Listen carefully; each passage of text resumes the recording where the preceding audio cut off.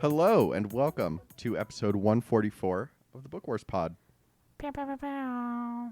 It's not over yet. I think that's generally the case when it's just beginning. I think that's Sadly. what everyone says when they listen to the intro of the pod. So It's true. They listen to see what episode number it is, and then they're like, okay, are we done yet? Is it over? Do we have to keep going? Yes. It's like, just tell me what book we're reading, what and episode when and number. where are we? Yeah, that's really all we And then do I'm for the most part. good. I'm Makes Chris. sense. I'm here with Rana, Miranda, and Kristen. And we are wrapping up after, 3 months? We are wrapping up Empire Strikes Back from a certain point of view today. You know what? It's a nice summer read. You can take your time with it because it's a collection of short stories you can read at your own pace, at your own leisure. It's also been a record rough at your own vac pace. summer. Also that. Some podcasts take a summer break. We just sporadically produce episodes. With no Instead of doing warning. that. I hope you've enjoyed it. It's a sad girl summer, man. It's true. It's very true. Oh, I was about to say just me. Cool. I'm Well, No, Bam, for bam. saying sure. this to Definitely all a sad, of you. a sad but busy girl summer. Yeah, no. Also no, that. Yeah. I don't know what. Definitely I'm saying, having a but sad let's girl just pretend summer it over made here, sense. for My sure. brain is still asleep. You're really rocking it, Chris. Thank you. I try. Before we get started, what is everyone drinking? Let's start with Miranda since I just saw her take a sip. Okay. So I am actually drinking a Brooklyn beer, which it's the first time I've seen Brooklyn beer in years. It's the Brooklyn Summer Ale. It's a sunny pale ale. It has no description on the can, and that's why we don't like the, craft breweries that get really big. I'm just kidding about that last part. It's really tasty. Oh shit! I have to pass it off. Rana. You're good. I have a glass of wine that I didn't open the glass, but I opened the bottle on Sunday while watching Return of the King, and it is the cheapest possible version of Faustino because it's only $9.99. The real Faustino is like my favorite wine of all time, but that shit is super expensive, so I drink that like once every 3 years. This is the cheap Faustino 7, which is a twist off, and is delicious. And I bought this as a housewarming present for my friend, but then I ended up just getting her beer instead because she doesn't actually like wine. So now it's mine. And I opened it, like I said, to watch Return of the King the other day because I have no life. So I don't know why I said that. It's sad, not entirely accurate, but I would like it to be more accurate. This is described as having. Why is Burb telling me to pause? Okay, I can No, pause. I'm laughing, but I also It's like a preacher hand. Like Well, part of it's like me laughing, but also, would you say that you got it as a housewarming present for yourself? no, because I bought it before I even moved, So, and it was for other people. but you opened So it no. after you moved. It's think not the that first counts. bottle of wine I've opened since moving. It's the second bottle of wine. Yeah. So as Burb said, this is my first recording in the new apartment, and also I took a nap on the futon 10 minutes before we recorded. So please, I'm sorry, I'm so tired. I will stop talking instead of reading all of the aromas of the wine because I don't even know what they mean, and I'm just gonna pass it over to geeks. Thank you so much. No problem. Happy to help. We're also on a new recording platform today. So far so good, but just everyone's figuring it out. Also, you would think with how awkward we all are that we couldn't see each other, but we're actually on video and we still just interrupt each other and don't take social cues or body language at all. Sometimes Sorry, it's hard. Kate. The life status. It's not just you, Rana. I'm having a 3-way IPA. Nice. I've had it on the pod before. It's what they had at the beer store when I went. That sounded good. I wanted an IPA, and this was the only one that they had, I think. What? This is our I'm going to belch. I'm sorry. Do it into This the is mic. that was was a really big belch. I was gonna thank you for excuse avoiding me. the mic, but Herb and I have different priorities here. This is just a little beer store. The man who runs it is very concerning to me, but he does pick some good beer, so that's fine. It's steps away from my home. What is concerning about him? He's only got one fucking IPA in his beer store in Portland, for starters. He has That a is very, concerning. very good wine selection, which I really appreciate. I do not think he's the one that picks the wine, though. He's just really weird, and I've been in there a lot of times, and he's the owner, and you think that he would remember me, but he gives me the spiel about him in the himself in the store every time I go in, and sometimes he cards me, and sometimes he doesn't, and it's just. He seems like he's got a lot going on. He's very scattered. So the problem is he does not treat Keeks as a celebrity, despite the fact that she spends all her money there. That's what I'm hearing. He doesn't treat her as like somebody who spends all her money there. It's you don't need to be a celebrity. It's I just don't want to be a you celebrity. need to do an awkward like peace sign. I want him Like, You want to be a say- regular. There's no Hi. preferred customer status being awarded. I'm No. with Rana on this Yes. one. I don't want to It's be like, I don't preferred recognize customer. you. I would prefer it if he just basically ignored me until I checked out. He's not but he does treating not do Kristen that. as bougie He's as she too feels friendly. in her soul. I'm hearing a lot of You guys things are the here. worst. What are you drinking, Chris? I'm drinking a very tall glass of vodka. No, I'm kidding. It's water. I'm just drinking water because I've been tired all day, and I figured I might try to actually stay awake throughout the pod and not drink Oh, alcohol. I was like, if you're tired all day, what you're gonna need is some sleep. That usually solves that problem. I definitely thought he was going to say, I figured I might try to stay up all night. And I was like, you and Kate are really two of a kind. This is very Oh my silly. god! I found out yesterday that is it Kate? She's a 1-wing 2, and you're a 2-wing 1, and it's I don't know what that fucking means. What disgusting. the fuck is this? I do not know what you're talking about. It's your enneagram. What? Yeah, still nothing. No, Doesn't that's matter. just I Kate doing it for promise. you. Great. I promise it doesn't matter. It really doesn't. Keeks is going to cut all of this out. I'm not. I Because deserve it. otherwise we wouldn't have a podcast. It would just be 15 minutes long, and it would be sort of about Star Wars. Tell us how you really feel. Producer! Producer, You're not can you wrong. hear It's fair. me? Hey, Chris, what's our org for this book? I'm so glad you asked, Kristen. Our org for this book, for those who can't remember in the, 7 months since we started, is Islamic Relief USA at irusa.org. They are still doing great work, even though it is not in the news anymore, for Palestinians who are being forced out of their homes and attacked by the Israeli government. So donate to them if you are able. So let's wrap this up, yeah? This has been nice. It was good talking to you. Yeah. Thanks for listening to this episode. I'm just kidding. It's what the people want. It is. It's true. So this book was a book that we read many moons ago. Oh my god, what is that? I'm losing my mind tonight. I'm sorry. Obviously this is a book that is far closer in content to the movies than most books that we read, since it is, directly related to it. But did it change anything about how you think about or how you watch Empire Strikes Back? That's, I think, sometimes we read books where they're like, oh, there's this one scene that really changed things for me, or they really made me love the Handmaidens more in the case of Kate Johnston's books. But how about this one?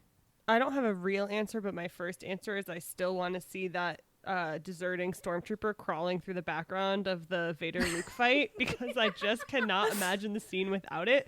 I guess if I think of a real answer, I do love all the behind-the-scenes things, right? Especially of the tunnel system on Hoth, where all these people who you don't really get to see are trying to run errands and trying to fix things, and yeah, I don't know. I'll think about stuff like that for sure. So, And trying to be gay. listen. That too, including I guess they have wonderful travel mugs. So now I'm gonna wonder. I'm gonna look for those in the background. Oh, I would hope so. It's fucking cold on Hoth. No, but like Rana, and I will say I have not like actively watched Empire Strikes Back since we started, and certainly not since we finished this. So I think I'll maybe figure it out the next time and see what I kind of think about while I watch it. But I mean, overall, this is like my favorite shit, right? It's just like, oh, look at this. Oh, like, oh, they're having dinner. They're having a fancy dinner. Oh, like, who's making this dinner? And then, like, I get to think about the whole backstory. And I just think that's neat, And it's like, was it the first story that was like the drone girl? Yeah. It's like stuff like that. Like, you see a drone, you're like, oh, it's a drone. Not going down that road today. But like, there's somebody on the other side of the drone. That's not how it works. But, there's a story to everything, which is exactly my shit. Like, I don't know. I'm just really happy to have read this. I love world building. Agreed. It's one of my favorite things we've read. That's not a real answer. I'm sorry. No, that's a good answer. I'm gonna perhaps we're pretty light on the outline here, so I might introduce some stuff for us to think through. I read some of this, but not all of it. But definitely what I noticed about this book, especially in contrast to how we talked about the From a Certain Point of View, A New Hope, is like Empire Strikes Back is a lot weirder of a movie. Like it's a lot more fucking bizarre, and like that is saying something, because there was like a whole, if you remember A New Hope's From a Certain Point of View, there was like a whole story from the point of view of like the trash monster, and like that was somehow more normal than like the shit in Empire, this book. I don't know. I noticed you guys were like, this is my favorite movie, but I didn't like all of these, like these stories didn't like make it as rich as I maybe was hoping. That was kind of like the vibe that I got from you guys. Is that a good read? I don't think it's a bad read. I can't say how true it is, because honestly I don't know the answer for myself. But I will say, like, to your point about it just being weird as hell, I think if you're just watching the movie Star Wars and Empire Strikes Back, 1980, directed by George Lucas, Incorrect. it's like, oh, it's fun. Isn't it 1981? It's also not directed by George Lucas. And not Lord Lucas, yeah. Did it not come out in 1980? No. Well, and the director was not George Lucas. Who the fuck directed it? Irvin Kershner. Fuck if I know. This God is damn not it. the first time this has happened on this podcast, by the way. And you were right. It is 1980 at least. It is 1980. It's 77, 80, 50%. 83. I know that much. But no, it's like we think of The Empire Strikes Back, and it's like, oh, it's this great film, and it's one of the greatest of all time, and everyone's like, it's the best film in Star Wars. So we don't really think about how fucking weird it is. Like, you're watching it, you're just kind of enjoying it. And something like this, especially this version of From a Certain Point of View, it really forces you to slow down and, like, look at each scene, like, on its own. And it's like, wow, this is fucking weird. This cave? Like, it's just friends with Yoda. Friendly Yeah, I neighborhood think cave. one thing that so I've said every single pod, I love Empire Strikes Back. It's my favorite Star Wars movie, and you know what? It still is. But I'm a basic bitch, I guess. But I didn't know that until right now. But what I loved about these stories, which may make me even more basic, is I loved all the creature stories. I loved Marco Shiro's story. I loved the one about the sad worms, the space worms. Like, loved that story. And on one hand, I may, sorry, I'm reading something Burb wrote in the chat. But on one hand, I, am definitely going to think about the sad little, really old space worm in the asteroid being like, come back to me, you sad people. But I'm also just going to, I don't know, it just gives it a new lens, I think. Not enough to totally change how I feel about the movie, but it did add a little bit. Did it add as much as, like, when we read, oh my God, what's wrong with my brain? Whatever the last book we read was, Queen's Peril. It didn't add as much as that added to like Phantom Menace for me, but that's probably because I didn't have a whole lot that I necessarily wanted to add. Like maybe if I didn't like Empire, it might add a lot more to my experience.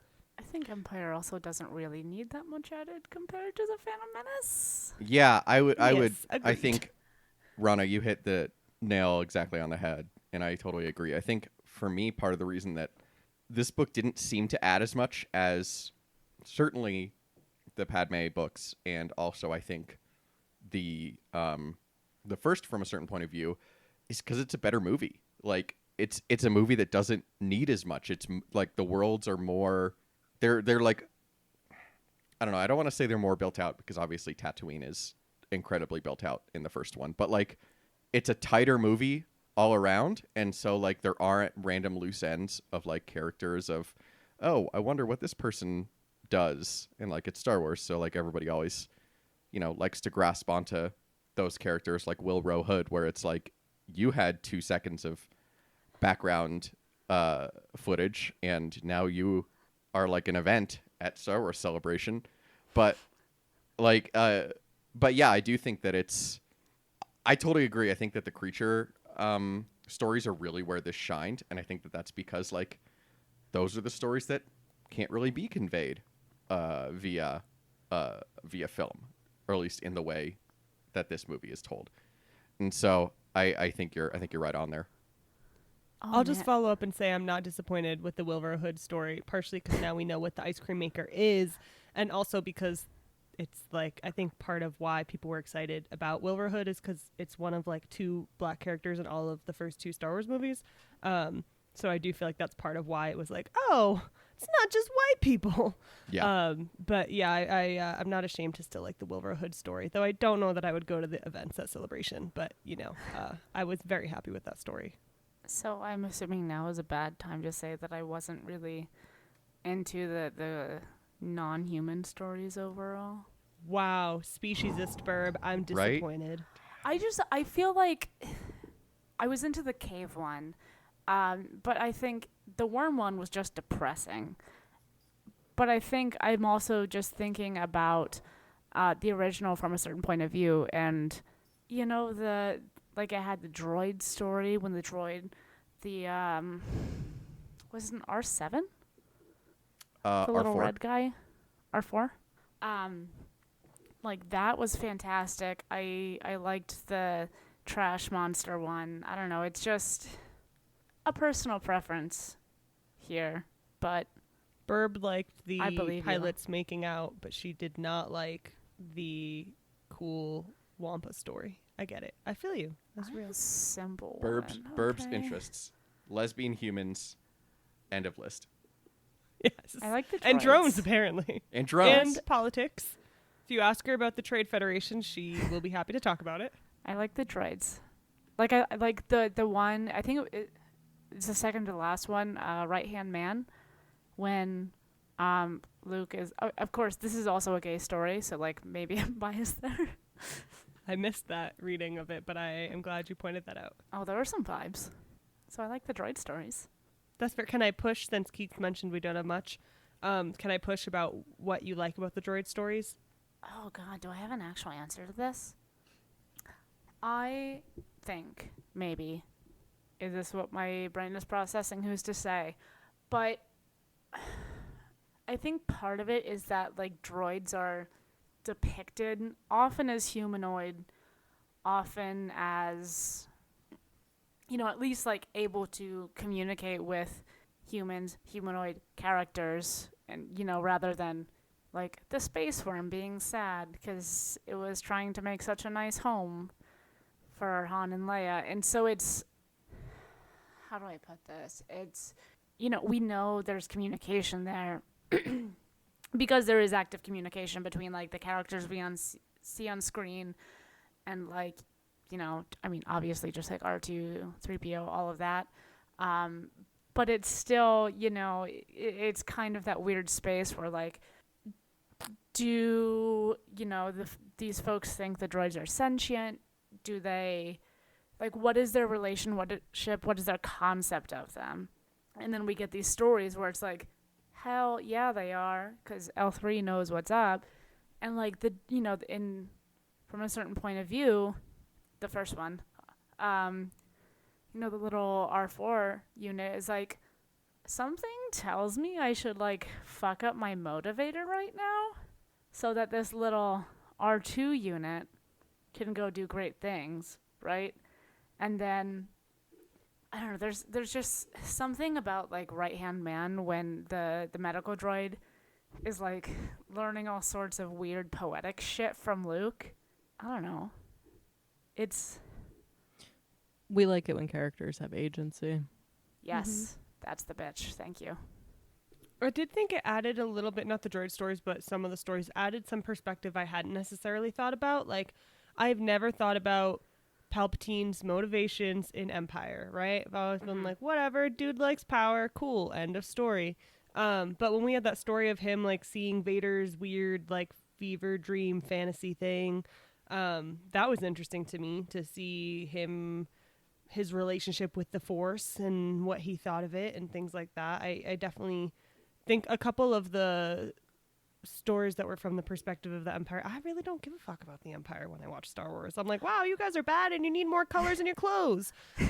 But in reality, like, I'm sorry, I'm not laughing at my own joke. I'm laughing because Burb laughed at my joke. Not at Burb, but I'm not used to gratification. But anyways, so she's still laughing with the microphone with the beanie. But what was I going to say? Oh, like the Ray Sloan story, right? That was great. I liked seeing Ray Sloan have that little moment, like being validated by Vader, even though I normally don't care what happens on these Imperial ships. So I like that perspective for me.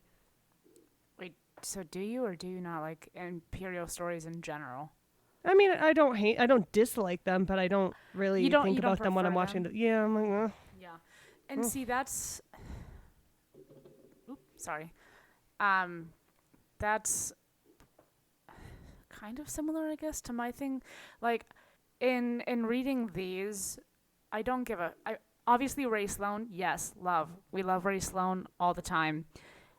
But for the Imperial characters, I'm more interested in, kind of the day-to-day folks. The gal running the droid, the guys doing the maintenance guys with the trash thing. the one who had all the rules. Yes. I think that's interesting because, what we do see in Star Wars is all very top level. So that's a point. And, fuck, the officers, they care about shit. The Empire's bad, folks. You heard it here first. Yeah, I think also part of why this book maybe didn't speak to me as much as the other one, and this kind of takes us into our next question, was, were there any stories you wanted to see that weren't in here? It was a lot of, it was much more segmented than the first book, I think. Like, there was the Hoth stories, and then there was a section that was, all Imperial, and then there was a section that was, all bounty hunters, and then all Bespin, and then it ended. And so I think it had a little less variety, and I think so what I might have liked to see is just a little more stuff, because I agree, I think reading 5 Imperial stories in a row doesn't really do it for me. I had ones that I looked forward to, like the Ray Sloan one and the Palpatine one, and I had, ones that I enjoyed more than I thought I would, like the Amara Kell one. But I think for me, a little more variety I might have liked to see in this book. This is kind of a cop-out because I don't know how they would have done it, but it just felt like there was not very much time devoted to Dagobah, whereas obviously that's a huge part of the movie. And I recognize that there is a dearth of sentient creatures on Dagobah from whose perspective we can... There's a whole fucking cave, Chris. We're told when we first see the planet on the radar that it's off the charts with life readings. Yeah, that's true. And also part of it is that I hated the Obi-Wan story, so maybe if I'd liked that might have scratched the Dagobah itch a little more. But I think I would have liked to see a little more variety in there. And I think that's also that, to be fair, that also gets kind of to the movie itself, because since it's a much tighter movie, I think, and a much more like self-contained movie than the original Star Wars is, there are fewer like random loose ends and people wandering around. Like there's the whole half the movie where Luke's on Dagobah with Yoda and R2 and the cave, and then everyone's in the Falcon, and that's pretty much it. That's all that's going on. So Yeah, like, it's less expansive. yeah. Yeah, that was part of a listener question that we got from the Tashi Station Patreon from Drew, and I'll kind of like broaden this out. He asked what stories didn't work for us and what we have replaced them with, which I think is kind of like the answer to Chris's answer to that question is what he kind of just said, right? Like I kind of read that as like, what would we have wanted to see instead of like a bunch of stories about shit we don't care about? Yeah, like my my thing is I don't know if I really have an answer to like what do I want to see more of, because I think what we did get, and like so many of these stories were so well done. They were all well done. But it's, you know, so many of them just like scratched whatever itch I may have had. But then I look at it and it's like, did we need 40 stories? And I know why we have 40 stories, but there were like too many dedicated to the bounty hunters. I think like they were fine. I enjoyed them, but it was like it's such a small segment of the overall movie, and there's at least 3. At least 3. Sorry. I had to make Kristen do a laugh there. But it's just like, you know, maybe somebody more creative than I can, or someone more insightful than I am, could kind of point to something else in the movie that could have used a little more fleshing out. But there was like a meeting where they were like, find me Han Solo. And then like obviously we see Boba Fett later, but that's the whole bounty hunter storyline in Star Wars. The Empire Strikes Back. 1980, directed by somebody who apparently is not George Oh my God. Lucas. This is so upsetting. No, I definitely agree with you. I didn't need all the bounty hunter stories. I thought they were interesting, but not super interesting. They were almost like palate cleansers. Like what was that Chask one where he's like getting the Wookiees? And I was like, I actually, this is a long story. It was probably my favorite, but it was too long. You know what one I didn't care for at all? The one I've already forgotten everyone's name. Sorry, I know I say I like Star Wars, but who knows? The one with the 2 bounty hunters who are like misled by Boba Fett, and they're just so annoying. And they're like, I think it's the Not a Time for Poetry one, despite also having poetry and a right-hand man. And I was just like, why are we reading this? Like, this is not. Yeah, that's because we had the Stet one, right? We had the no poetry one. We had the like 3 Boba Fett ones. We had 2 Boba Fett ones. Probably one more I'm forgetting. Oh, There's the Chask Bosk one. Yeah. Or Bosk. Who's Chask? Who the fuck is Chask? I wasn't gonna call you out on it. I was so picking up what you were putting tired. down though. I was there with you. I was like, all I could think of was the S sound in the middle. I was like, there's definitely an SK, and there's. I mean, two you were S's. thinking of Chas from the Alphabet Squadron books, just becoming a bounty hunter. But in no, your dreams. I don't know. This is why you don't take a nap directly before podcasting. But yeah, no, Rana, like I was like, oh, at least 3. I could only name 2, and you just name dropped like 5. So that's how much than was necessary. That's how much I'm aware of like the bounty hunter stories. I will say I didn't necessarily. Sorry if you hear my. Sorry, Chris. Did I interrupt you? No, go. Oh, okay. I do think I agree with you, and I think part of the reason why that is I didn't realize until reading these there really aren't a lot of settings in Empire. Like you have Hoth, Falcon, Dagobah, Bespin, and whatever the fuck Imperial ships people are on, and that's it. Like where else are they in the movie? The ships are like right by those other settings. Yeah, too. exactly. It's not, nobody's just in like loose space, right? Yeah, they're not hanging out in hyperlanes somewhere in the outer or mid-rim or whatever the fuck.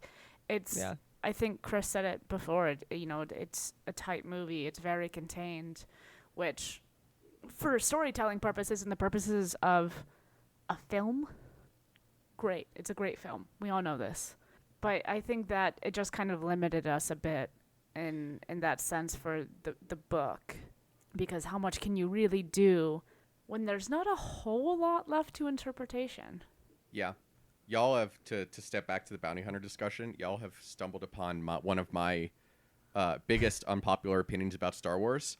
I do not give a shit about the bounty hunters in pretty much any context.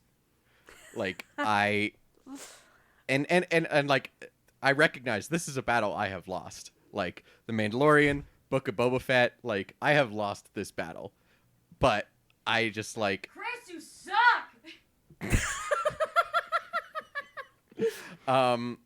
But yeah, the bounty hunters just have never interested me at all. And like, whenever people are like, I want to know all about this world where we saw, like, you know, all these characters, I'm like, I don't care. Let's go I back. want to know let's about go the back to world. I Luke don't and give a Han and fuck Leia. about the bounty hunters. I'm being booed in my own home. But I Gotta mean, say, that I usually said, agree with Kate, but I agree with you, Chris, in this instance. thank you, Rana, for agreeing with me. I Kate, do please too, don't but hate don't me. say my You're name. still my Don't tell favorite. her I agree with you. Don't tell her I She's agree with you. mooing. Yeah, why does she sound like a cow? No, see, my thing You can with tell her. don't Sorry. tell her about me though. I want her to like I'm me not still. scared of Kate. Let's go. I am absolutely scared Miranda of wants Kate. to get good grades in Kate. I thought I did too, but My, sorry. Go ahead, Burb. My thing with the bounty hunters is like, I think there's potential for them to be really good, but it's never just, it's just like, oh, it's a bounty hunter going on a mission, and that's kind of it. Like, they took the whole anti-hero kind of thing and spent all those dollars on Han, and then, I mean, and part of it too is like there's not enough time to flesh out all the bounty hunters, so it's like there's nothing keeping me there. But at the same time, like, I think, you know, and like going outside of the confines of this book, you mentioned The Mandalorian. Like, I want to learn so much more about. Excuse me, I had to do a little belchy. Sorry. We're I great can't this call episode. it that. That's my problem. Sounds like a nickname for Bill Belichick. Like what? I care so much more about like the societies and the different planets they introduce us to. Like oh, there are means to an end for me, but we don't get enough of either. So I'm like, okay, I'll just move on to something else. Yeah, and I will kind of qualify my hot take from earlier with like, part of the reason I've lost this battle is because it's been proving that there are interesting stories to tell with bounty hunters, like The Mandalorian. Obviously, add Baby Yoda to any story and it gets better, but like, Mandalorian has been really good. Like Boba Fett, I actually really high hopes for. We've talked about how angry I am that I care about Boba Fett now. Like, there are interesting stories to tell.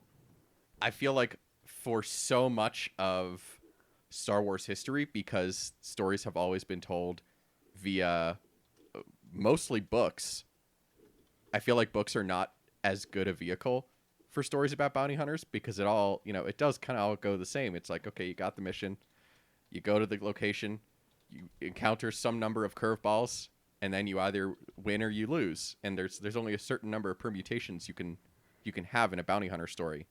I do think, you know, Disney Plus is giving opportunities to do really interesting things with it. They've never managed to make a good Star Wars bounty hunter video game, like AAA video game. You know, pour a little out for the I think it was like 1313 that was like supposed to come out 10 years ago and then just got shit canned because the creator left. Like, that I think would be really great way to do it, and I don't know how we haven't gotten that yet. But I do think that interesting bounty hunter stories exist, but generally they're not my favorite. A short stories, like you said, also not the medium. Was that Yeah. Kate? Yes. Yeah, that I was was like, Tony. Tony's asleep right now. She changed her pitch just to make sure that the booing didn't get one note. Chris, did you like the? Sorry, this is off topic, but related to Star Wars, so I will allow it from myself. As I am the arbiter. Okay, Mike Richards. Oh my god. Just kidding. Sorry. Did you like the mini bounty hunter arc in Bad Batch? At Chris. Bounty Hunter arc, the Cad Bane one. Yeah. Cat Bane was in Bad Batch? Don't. I shouldn't have said that. Forget that I said that. Hey, Don't look at Miranda. me like that. Thank you. It's okay. I still haven't watched Miranda it. hates Star Wars. So does Rana. Yeah, but Rana doesn't have a long history of not watching Star Wars. This is true. I have Can you quite the answer my opposite. question though, Chris? No, I will not. Yeah, I did like that episode. And I think that has everything to do with my love for Omega. The fact that they worked. Bad Batch spoilers for the next 30 seconds if you haven't watched it.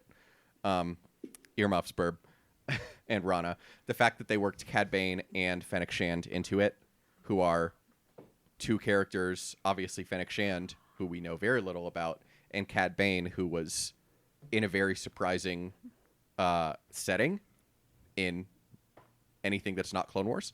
So He's I think blue. that was... Huh? And he's blue. Said And he's he's blue. blue. I'm pointing out that I know he's blue. For real this time. Proud of you. So I mean, I think that's a really great example of interesting bounty hunter stories.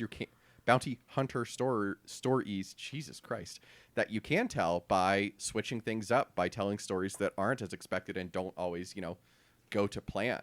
Of like, it was interesting that Cad Bane got the better of Hunter. It was interesting that Omega, worked or kind of developed this relationship with Toto and Fennec Shand. And so, that's a perfect example, Keeks, of ways that I do think that it can work. That's kind of why I asked, because I was like, I thought that was really well done. Yeah, no, I And all agree. you talked about was the Mandalorian. That is Kristen actually watching Star Wars for once in her No, life. I'm still We so love it. traumatized from the finale that I just totally forgot that Cad Bane was in Bad Oh my Batch for a God. hot second. I can't even talk about it. It's fine. It's all fine. Sorry, I just derailed us, even though that's literally the opposite of what the point is of me on this I think it podcast. was I mean, on it's topic. still, it's still Star We're talking Wars, about bounty right? hunters. I think if any of you fuckers have listened to us before, you know the answer to this. But are there any authors we'd like to see more from? Fewer Star white Wars? people. Sorry. I half was half gonna say not. the answer is the non-white people. We would love to see more of it. But do you want to talk a little bit about who they are and why they rock? So if I can come off the whole bounty hunter bashing thing, because I do realize she had one of the bounty hunter stories in this. I still enjoyed it as a story. It's just not my vibes, but Zoraida Cordova always Yeah, gives the absolutely. people what they want. I trust her to put gay shit in anything more than most other authors in Star Wars, except for the ones that actually did put gay shit in here, and E.K. Johnston. But otherwise, it's kind of grim.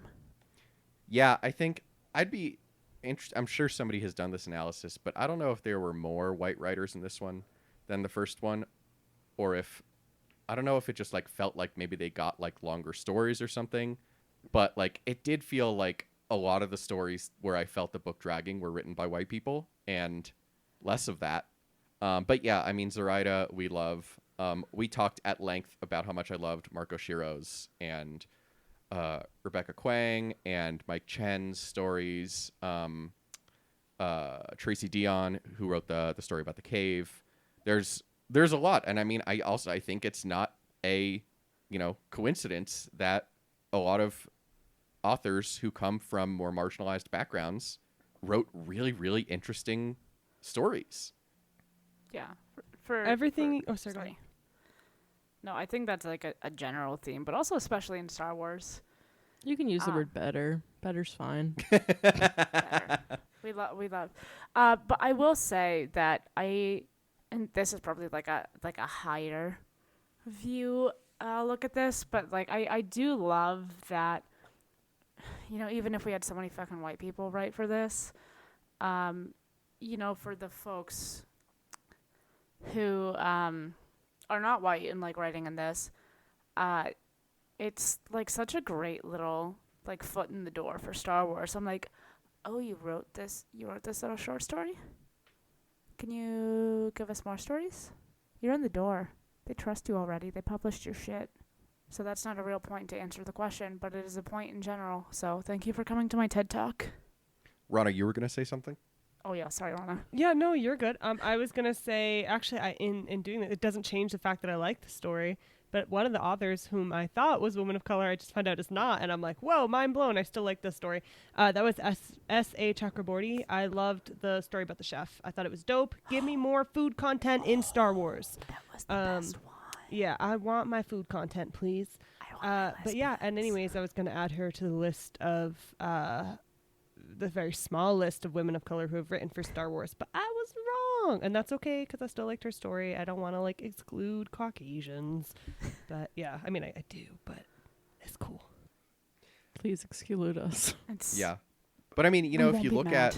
at the last from a certain point of view, and now I'm gonna forget like who the fuck wrote every book, but I mean Zoraida I got a didn't read book it. after writing in From a Certain Point of View last time around. DJ Older got, I don't know if he already had a book, he may have, but like he's now doing High Republic stuff. Like, you have all of these people. Ken Liu got Legends of Luke Skywalker after doing From a Certain Point of View. I think, maybe I could be wrong about the order of that, but the point of it is that you do see all of these authors who are, kind of getting this trial run through these short stories. And I think, the goal is for it to end up as they do end up, tentpole Star Wars authors, as, as Zoraida and DJ Older come to mind right now as being, two really, people who've written more than one thing for Star Wars and do it really well every time. Absolutely. That's the point I was trying to make. Thank you, Chris.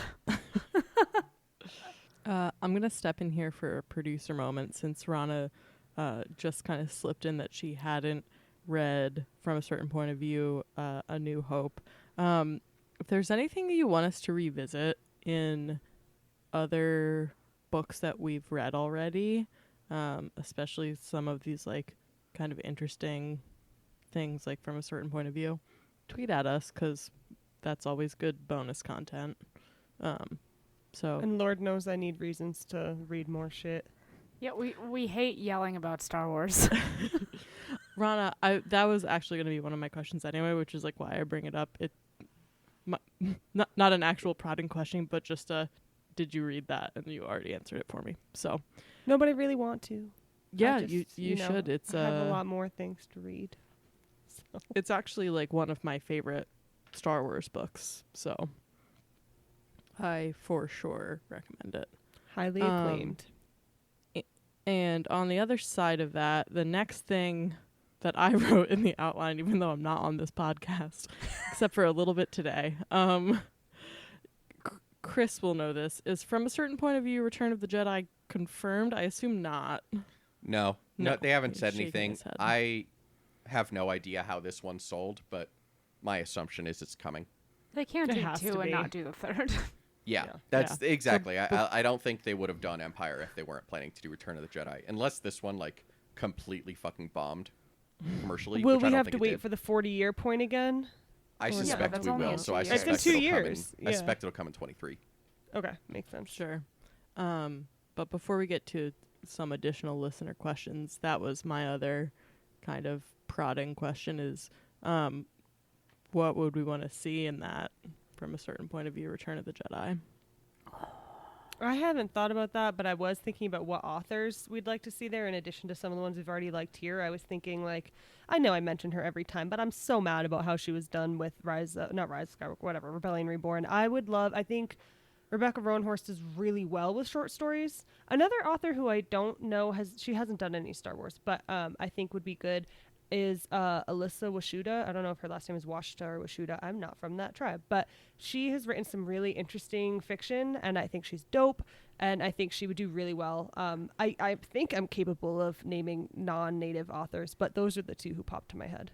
Yeah, I mean, don't ditto need to on name Rebecca non-native Rowan. That's why you for have me on the everything. pod.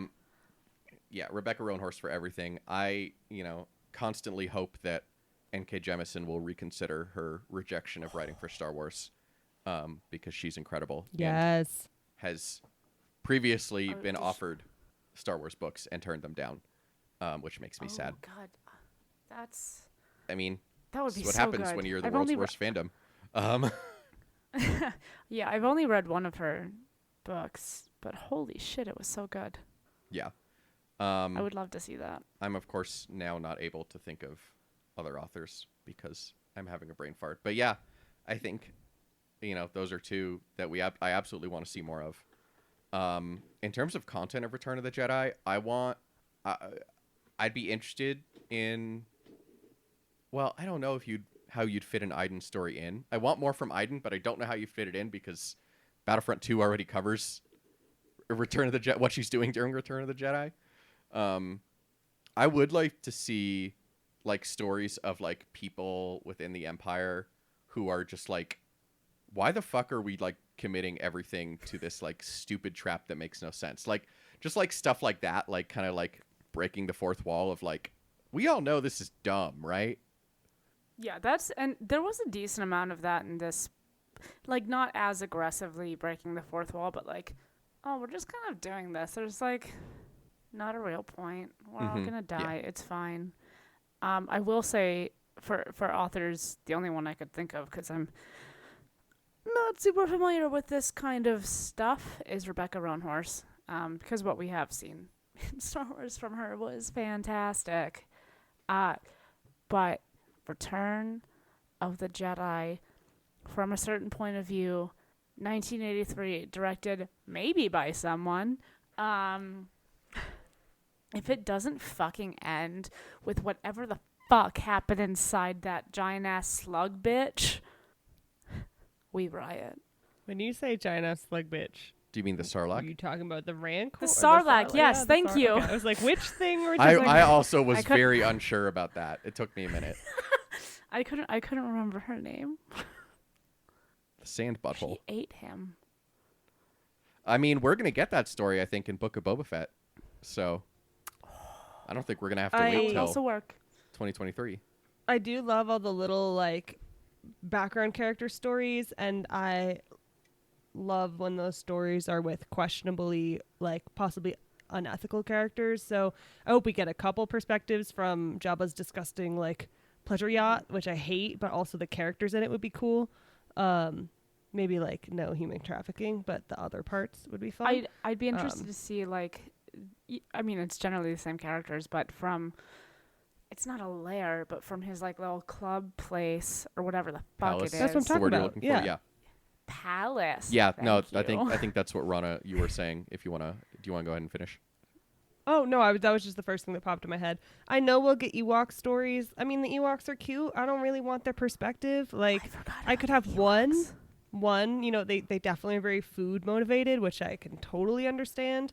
But in general, like, I think they're cool, but I think they're kind of, I don't know. Maybe I'm reading way too deeply into this. Clearly, I finally woke up from my nap, but I do feel like sometimes the like non-human creatures are used as almost like a metaphor or placeholder for like indigenous people, and I don't know that I really want to be like the indigenous people of Endor are like fluffy little teddy bears. I don't know. I don't really care for that, but maybe I it would could- be redeemable. I don't know.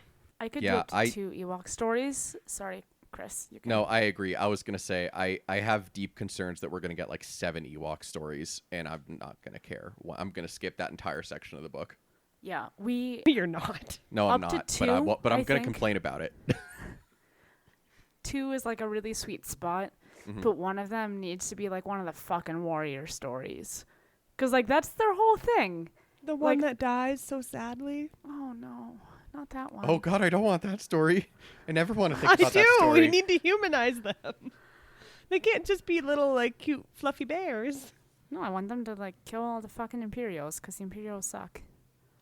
story about And them like cooking that's the the flesh of thing. the It's like they're stormtroopers. really they're really cute, but like they'll rip you apart. We and will then bang on your little helmets as drums. we will definitely, I think, get one from the perspective of like the speeder chase of God, I one was of just the. thinking about that, I yeah. bet we'll get one of those. What am I missing? We might get one Dagobah one, or maybe not. Please, no more Obi-Wan ones. Go ahead, Do Burp. I don't know why you're you- raising your hand on a podcast. Sorry, because this is also a visual medium for recording purposes. Fuck, why can't I remember his name? Sinjir? Ooh, that would be good. Sinjir and Jas from If Rana. we- These are from the Aftermath trilogy. Oh, that sounds familiar. Okay, I was They- like, and they but are I remember us talking about them when we were reading, whatever the fuck we read the story book. with Irika Quell, and we talked Yeah, about yeah, the yeah. Fall of Endor Alphabet. and all that stuff. Yeah. I remember that. Yeah. Yeah, I think it's kind of referenced in the Aftermath trilogy as we get to know them, but like if we could slip those into this, I wouldn't fucking hate it. That'd be good. Maybe we would also get Chuck Wendig to shut up about how nobody likes him anymore. How about just Just how 'cause about he wrote a just whole saying book of them if we could walking get through the goddamn desert. Chuck Wendig to shut up? What? Yeah, that's the solution. I would actually be really interested to see. This is kind of like breaking my rule of like, why do people care about these like random background that have no purpose in the story? The Royal Guards, I feel like, could be a really interesting perspective of like, Yes. we are like so highly trained. What the fuck do we do? Like, we don't do anything. I would also be interested to see a little bit more of rebel leadership. Mon Mothma. If there's an Admiral Yes. Akbar Give me story, more I Mothma want him to not stories. say the words "it's a trap" for the entire goddamn thing, He's just to gonna- piss people off. Yeah. Can we just use like synonyms for it of like this feels like a setup? Yes, This fucking- exactly. Things like that. Yes. This speaks to me of a potential quagmire. But yeah, kind of just thinking Something through is suspicious. potential contingencies. Like, I really like the story by Alexander Freed about Mon Mothma in the original from a certain point of view, and like her contingency plan if the Battle of Yavin, if they didn't destroy the Death Star. And so like stuff like that of them thinking through ramifications of, various plot points, I think could be really, really interesting. You want strategy stories, is what I'm hearing, and honestly, I'm not opposed to it. Yeah, I'm into it. And what I think too is like, it's not so much that like the Empire is a tighter story than A New Hope and Return of the Jedi, but I think the similarities between the other two, and like there's a Death Star, we have to destroy it. Like this, it's not a big rebellion story. Like fundamentally, Empire Strikes Back is about our favorite trio. Your favorite, my favorite. I don't know. I don't know if they're mine, but like this is beside the point. But it's like, oh yes, the protagonists of Star Wars. But it is because of that like kind of expanded cast, expanded worlds that I think a Return of the Jedi from a certain point of view would really be able to make that work super well. Can I ask a strange question that will make me sound like I'm doing drugs, but I promise I'm not? Do we know if the trees on Endor are alive? Are you like asking if they're animate doors? objects? No, not if they're. I love that. Thank you, Miranda. Give me the Lord of the Rings puns all the time. It's not just because I like the Ents in Lord of the Rings, but though I do. But it's more just that it would be interesting to see a perspective like from something stable. No, okay, maybe I need to go to bed. No, Never No, I I see what like you're that. saying. I don't. I You go, Miranda. I feel like I'd specifically want to see like a story from like the tree, because the Ewok society's kind of built into the trees. Yeah, exactly. I would want to see right? those trees. Like, how do you feel about this? I want to see them being like these fucking idiots tapping people on the shoulder and then immediately stepping on sticks and like then getting caught in game traps. Like, what the fuck are these people doing, and why don't they just go home? Like, I want to read that. Yeah, Okay, I don't if think. you get to say Ent-Ors, then I get to It's Ent doors, doors. so that No. you can have an Endor still. but it's Ent okay. at the beginning. Thank you. Works either Endor. way, Keeks. Don't I worry. at least knew that they Sorry, were I Ents. Specifically had a thing in mind. My bad. You're. I'm just like this. I have been waiting so patiently to make maybe in the next From a Certain Point of View we will get. I don't think we're gonna get in Boba Fett the story of what happens in the Sarlacc, but maybe in the next From a Certain Point of View we'll get something from the eye of the butt holder. What?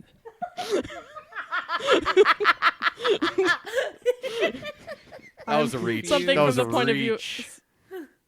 Something from the eye of the something something from the point of view of the Sarlacc. I think it's actually a good point. But I would was like that. trying It to could have work in- heartburn, and then it ends up being that it's having issues. I like that, but I'm not here for the pun. But I appreciate you, Geeks. I'm sorry, I'm an asshole. Boba Fett I is don't just a care. giant macadamia nut to the Sarlacc.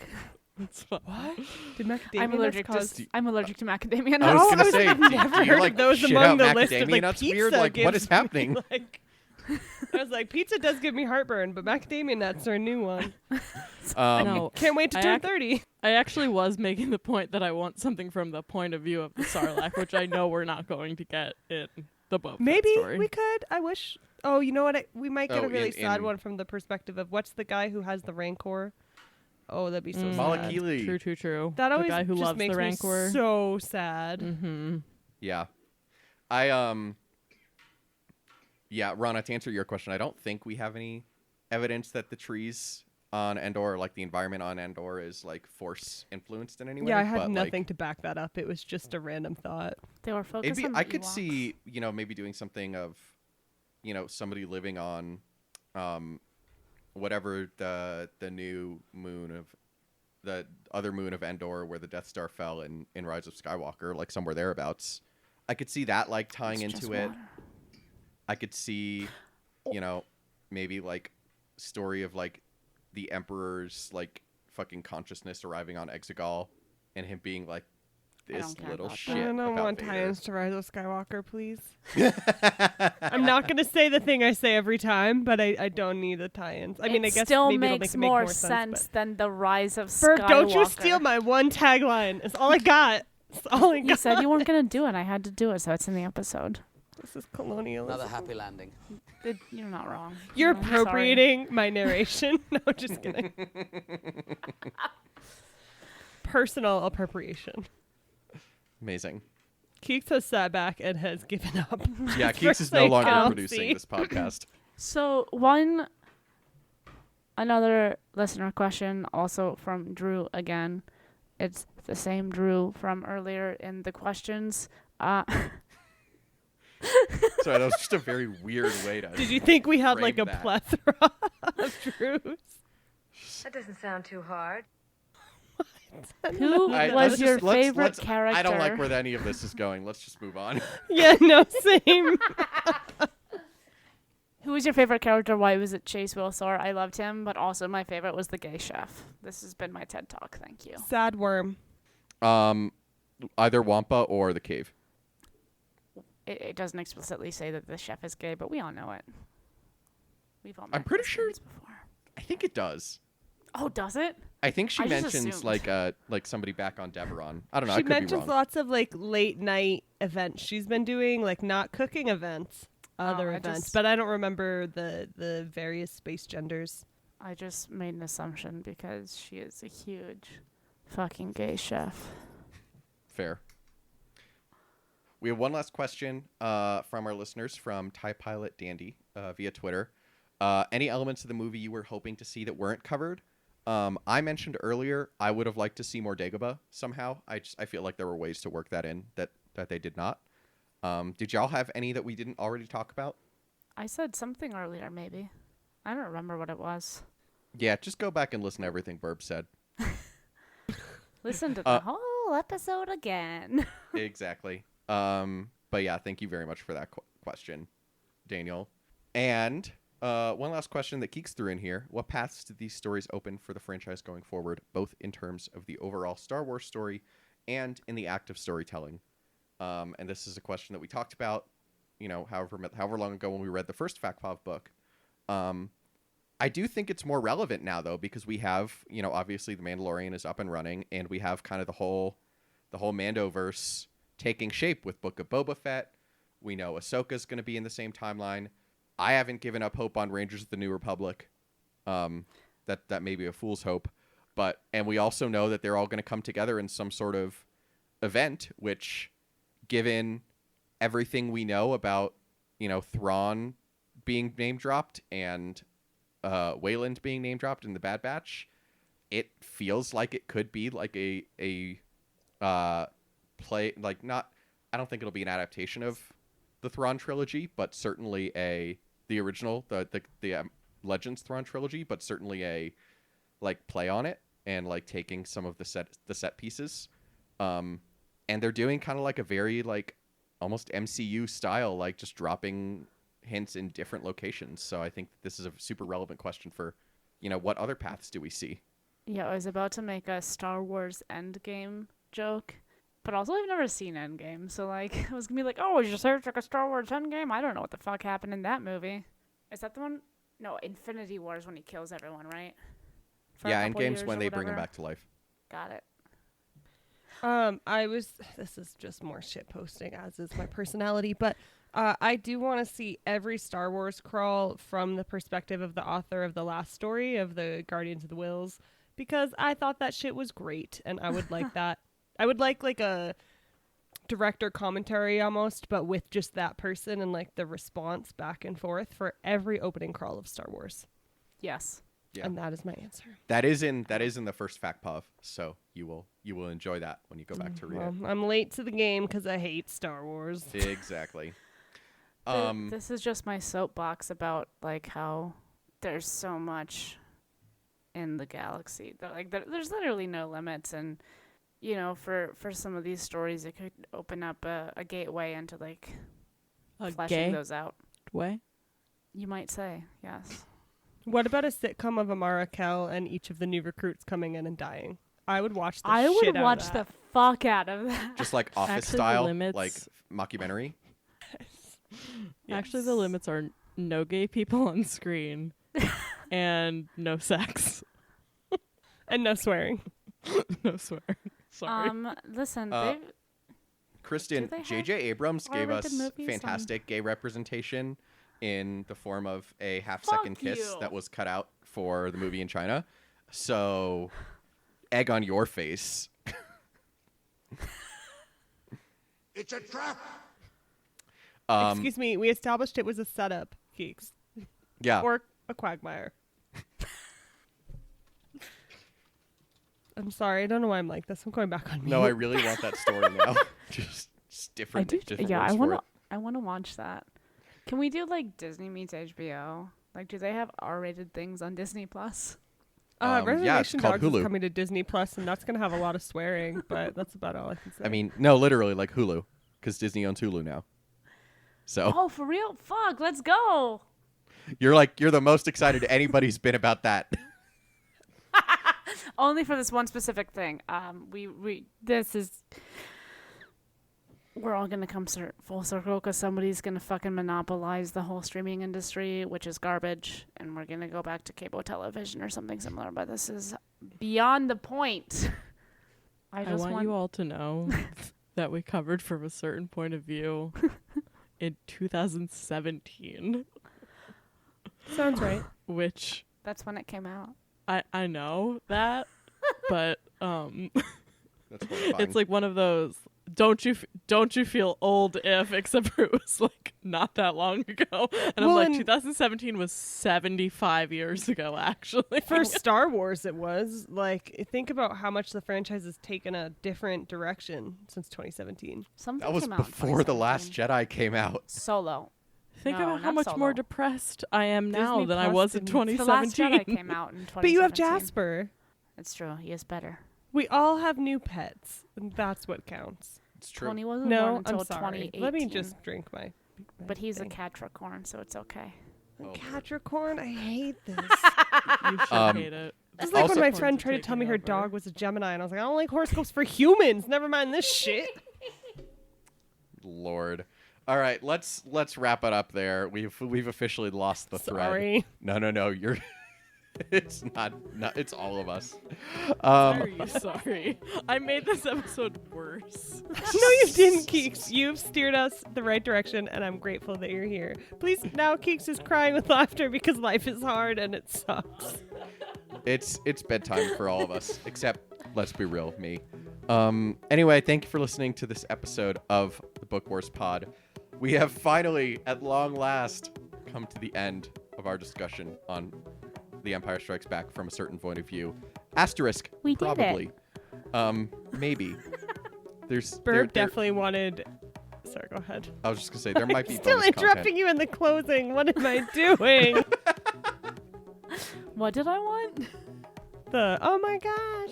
Okay, never Oh, I didn't. But that's great. I thought love you that. did. But you know what? idea. I'm just going to stop and I'm going to mute and I'm not talking again for the rest of the episode. Okay, go Amazing. ahead, Chris.